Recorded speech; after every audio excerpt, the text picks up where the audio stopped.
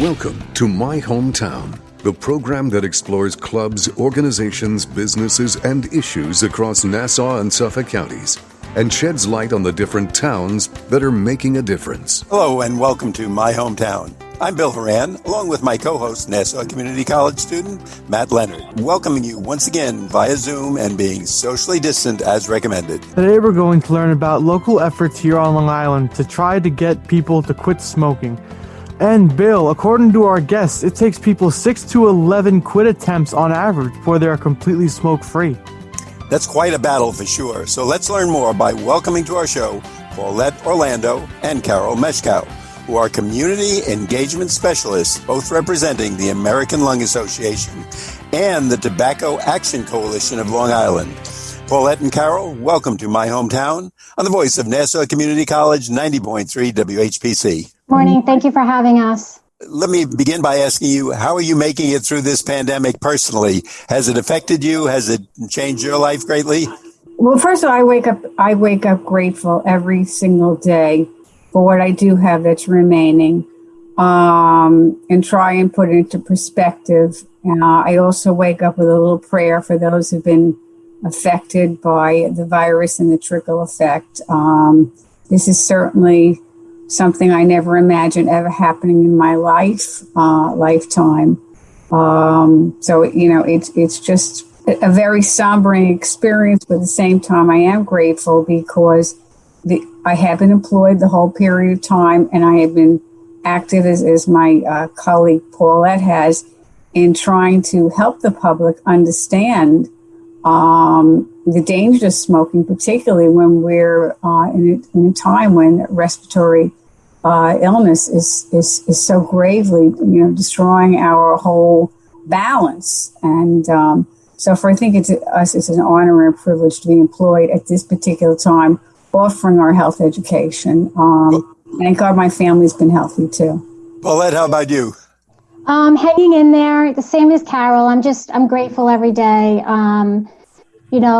Feel for those that are suffering through this challenging time. But it's been nice, the family time being together. I'm grateful that the kids are in school and doing well and everyone is keeping safe. So I think important is just really staying grateful every day and helping in any way I can. And I think you both have the right attitude, and that's what we all have to adopt.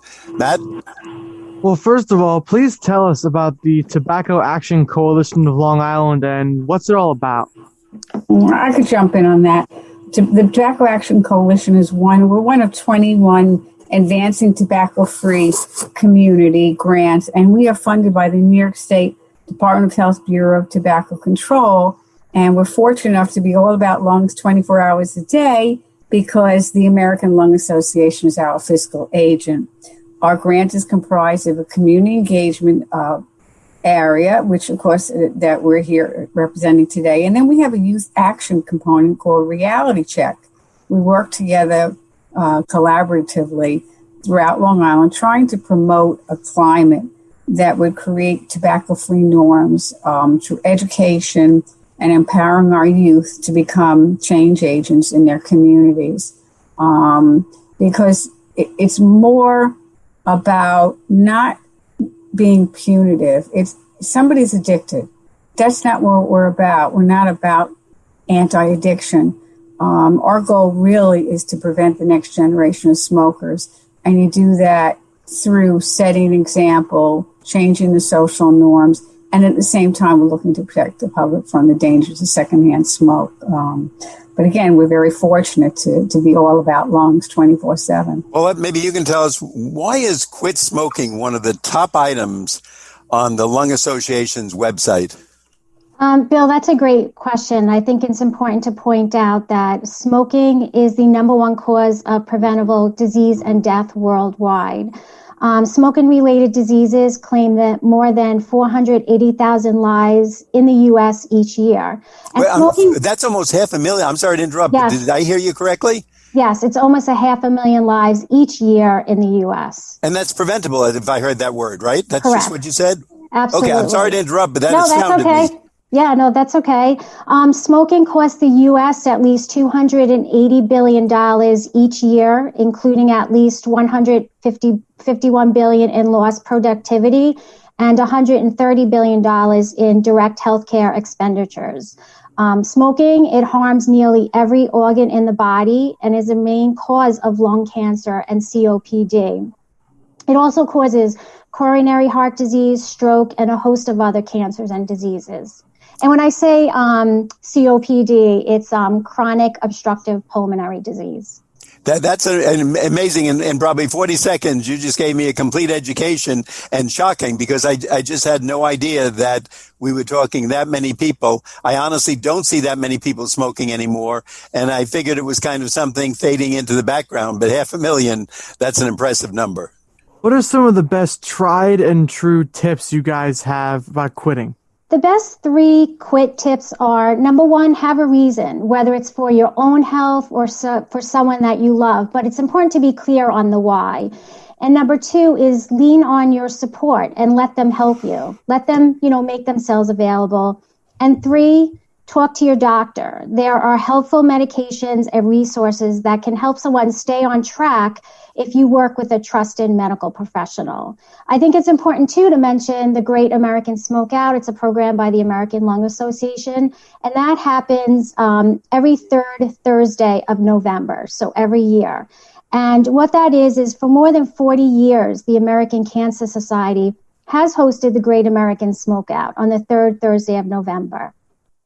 The Great American Smokeout is an opportunity for people who smoke to commit to healthy, smoke-free lives, not just for a day, but year-round.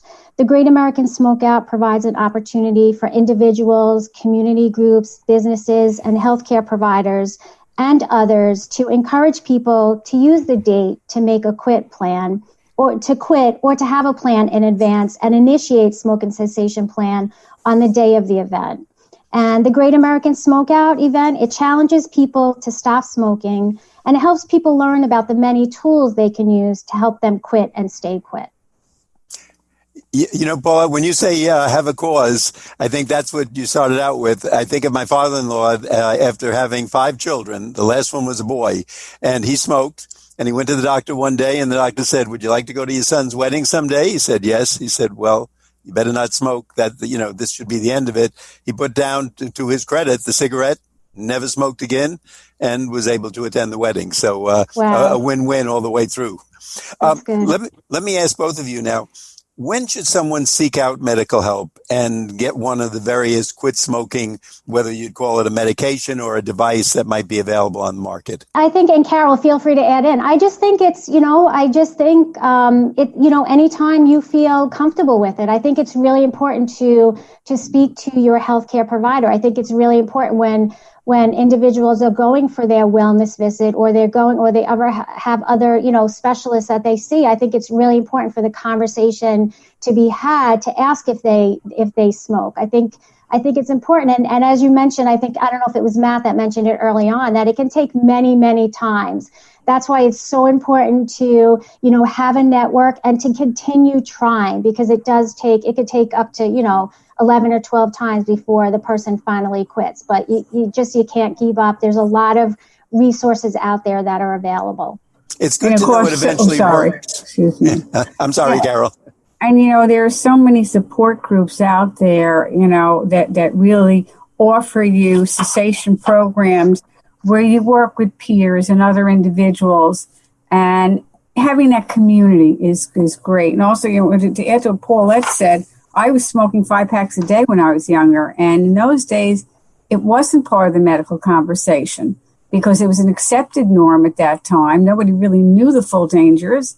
And your doctors never even thought about it when they were doing, a health interview. And I'll never forget, my doctor had said to me, I'm sitting there in his waiting room, and I probably finished a whole pack.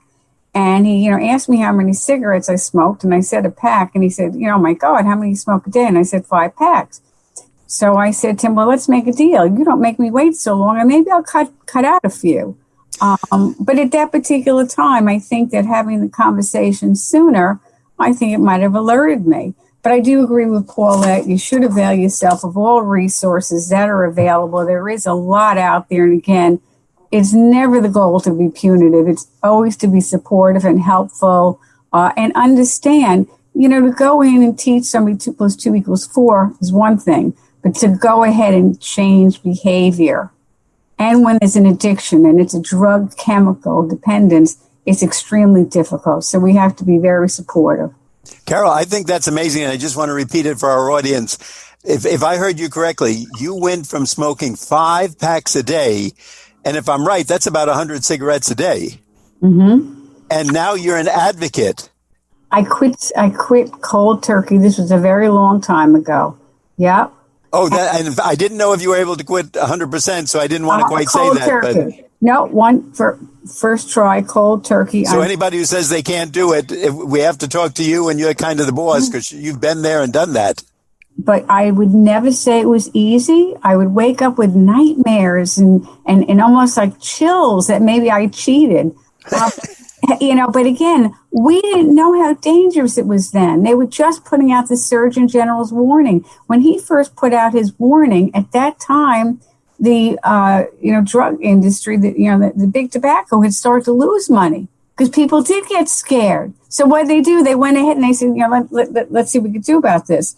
So we really didn't know at that point. I mean, I think if I was starting smoking now, I had to think twice. I would definitely would. And there's no way that I am insensitive about the efforts at all. And again, the numbers of individuals that we lose, preventable death, that's really what strikes my heartstrings more than anything, preventable death. Who in their life, thank God, if you're, unless you have some real problems that you want to take your life, who in your lifetime would want to incur illness, disease, pain, torture, suffering to your family if they had a key to turn the magic wand off? No. So preventable is the operative word here. Let's go back to Matt. You are listening to My Hometown on the voice of Nassau Community College, 90.3 WHPC. My name is Matt Leonard, along with Bill Horan, and today we're talking about local efforts here on Long Island to try to get people to quit smoking with our guests Paulette Orlando and Carol Meschkow, who are community engagement specialists, both representing the American Lung Association and the Tobacco Action Coalition of Long Island. Now, can you tell us a little more about the tools the American Lung Association offers to assist youth and adults that want to quit their tobacco use? Sure, Matt. One program that we have that the American Lung Association has is called In Depth. It's Intervention for Nicotine Dependence, Education, Prevention, Tobacco, and Health. And this is offered as an option to students who face suspension for violation of school tobacco use policies. While In Depth is not a cessation program, steps towards cessation are strongly encouraged. The program is geared towards youth and focuses on tobacco use, nicotine dependence, establishing healthy alternatives, and making the change to be free of all tobacco products, including e-cigarettes, through discussion and activities. Facilitators can take the online on-demand training on our e-learning platform at their own pace. We have NOT, N-O-T, Not on Tobacco, and NOT is an evidence-based cessation program with an impressive success rate, with approximately 90% of teens who participate in the program cutting back or quitting tobacco altogether. The updated 2020 NOT revision goes beyond cigarette smoking to include all tobacco products with an increased focus on nicotine dependence, e-cigarettes, and multiple tobacco product use. And finally, Freedom from Smoking. This is an adult cessation program that helps tobacco users gain control over their behavior and break the addiction. Freedom from Smoking clinics occur in small groups, no more than 16 individuals, throughout the U.S. And Freedom from Smoking facilitator training is also available, and more information can be found on the American Lung Association's website, lung.org. Paulette, just a question I want to throw in. I was thinking while you were answering, how much is a pack of cigarettes? It shows I've never smoked, so I have no idea. Carol, what are we up to now in New York City? I purposely haven't looked at them. They're over $10, though. Yeah, over 10. Definitely, certainly over 10. So you can make people rich just by following your program. I mean, the fees, if any, sound very moderate, but if they're smoking, like Carol, she would be a multimillionaire today at 5 packs a day. We would be coming to her. It would be her own bank. We would be borrowing money from her and taking out mortgages. Right. And we certainly know that when, you increase the price of cigarettes, it certainly has an impact on individuals making that decision to say, this is a lot of money and this is a reason for me to stop. So it certainly has a positive impact on people's lives. Now, I noticed something called a Freedom from Smoking program. Can you tell me what that's about? Sure. That is, they have a couple of, I'll just briefly go through it. I'm not the expert on that program, but they have some in-person classes that they would, normally do pre-COVID, but they also have online programs. And that program is really focused on changing day-to-day habits and behaviors that you do. So if you wake up, you normally sit and have a cup of coffee, you might look at what are some different strategies that I could do to break that habit. So maybe instead of getting up and having that cup of coffee, it might be, I'm going to get up and I'm going to, step outside for a little bit for 10 minutes, or I'm going to, go in the room and pick something up and read it for 5 minutes. So it's really about looking at those things that are triggers and making changes. I actually went through the class. I went through the program. It was wonderful. It really was. I was very pleased to go through it as a facilitated training.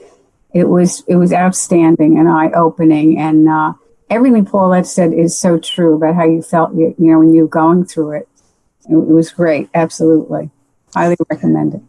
Well, we have the experts telling us, so if you recommended it and anybody can quit 5 packs a day, we're going to follow your advice. Matt?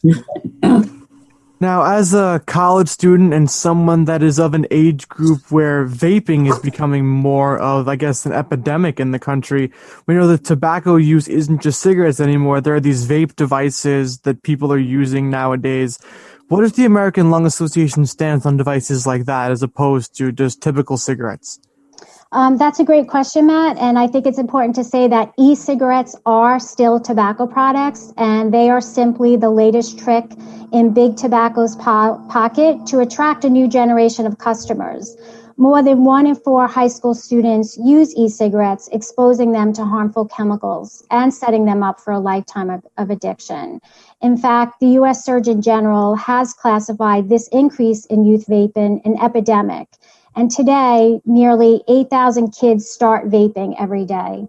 Now, can you tell us the role of the Tobacco Action Coalition on Long Island, what they've done to promote environmental change in Nassau County? Oh, sure. Absolutely. I appreciate the question. I've been serving Nassau as my region for the last 14 years. And we've been serving basically as a technical resource on significant environmental changes. I'll kind of first, talk about town of Hempstead. Between the county and the town of Hempstead, we were helping to research measures towards initiatives to protect the public from the dangers of secondhand smoke and tobacco use to change the social norms.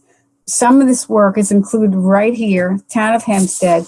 Their HUD, which is 1,400 units, voluntarily adopted a tobacco-free grounds policy well ahead of mandate, which morphed into expanding it to include all 1,400 units.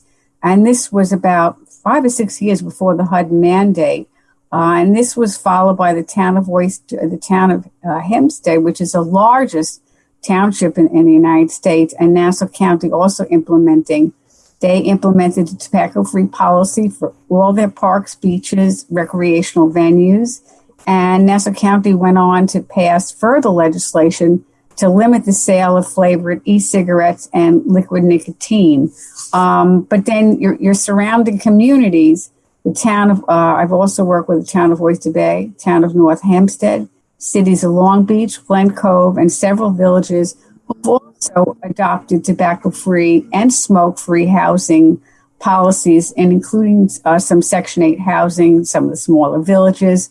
So, we're really proud to have been able to assist them with the research resources, connect them with their peers. It's one thing for us to give the resources, but for a municipal leader to speak to another municipal leader and get their insights, that's very, very eye-opening, and that's very important.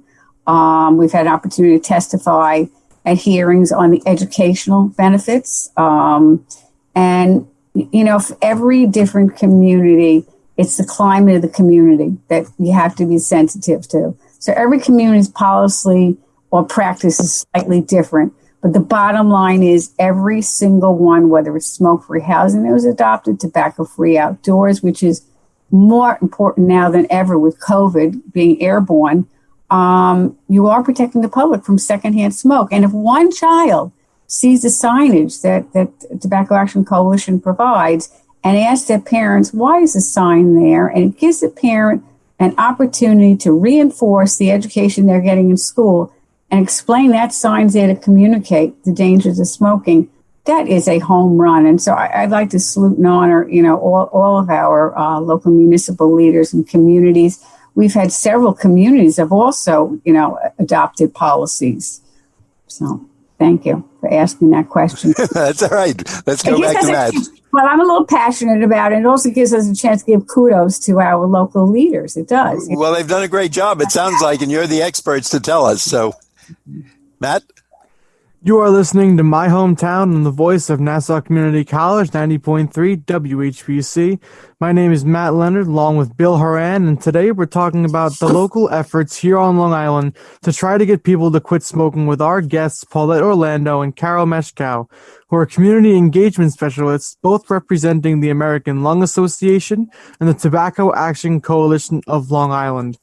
My question now is, how can family and friends of someone who does smoke be supportive and help that person quit smoking so they can achieve their goal? I'm going to jump in, and please jump in all over me, Paulette, as well. Step on my door. The individual that is going to make the quit attempt, like Paulette referred to the Great American Smoke Out earlier, they have to be at that point of readiness to make the attempt. But those in their family could help be understanding, supportive, offer education. But again, not to insult somebody, not to find fault with them, to do some positive education. And what's very, extremely important about what we're doing by changing the social norms, can you imagine trying to go through cessation or quit and you walk outside to the, grounds, for example, on campus or something like that, and you have to walk through a cloud of smoke to get to your car, or you see other smokers. I am sorry. It's like somebody that's just an admirer of chocolate and has been on a desert island for years where it's 200 degrees and there's only melted chocolate there. You're going to want it. So, by changing the social norms, being supportive, and the loved one could become aware themselves and educate on the resources out there so they could guide them in that direction. But the actual individual really needs to make a quit plan. Absolutely. Carol and Paulette, I think most of us think, as we've talked about, the actual smoking, taking a cigarette, lighting it, buying it, etc. But secondhand smoke is such a big part of all this. Can you fill us in and educate us what types of laws and other initiatives are being done to prevent this, and especially in multifamily residences and homes? The New York State just passed, several a sweeping bill of legislation this year. Prohibiting the sale of flavored e-cigarettes, prohibiting the sale of tobacco products in pharmacies, which is a big one, prohibiting the use of tobacco coupons and other discounting measures, which is helpful going back to the teens because it makes it, more cost prohibitive. They're prohibiting the display of tobacco and e-cigarette advertisements, prohibiting the delivery of e-cigarettes via UPS, FedEx to private residents. They increase the fines for retail underage usage. They're requiring the disclosure of all ingredients in e-cigarettes, creation of new vaping prevention awareness programs.